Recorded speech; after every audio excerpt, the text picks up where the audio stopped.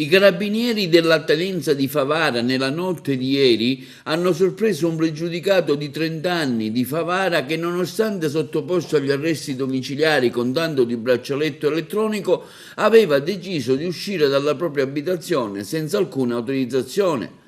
I carabinieri di Favara, verso le 2:30, durante un servizio di pattugliamento notturno, hanno immediatamente riconosciuto il ragazzo che si aggirava per le strade di Favara nel pregiudicato che si trovava agli arresti domiciliari. Il giovane è stato così immediatamente fermato e, non avendo fornito alcuna valida motivazione che giustificasse la sua presenza in strada di notte tarda, è stato arrestato e quindi riaccompagnato presso la propria abitazione in attesa della celebrazione dell'udienza di convalida dell'arresto presso il Tribunale di Agrigento.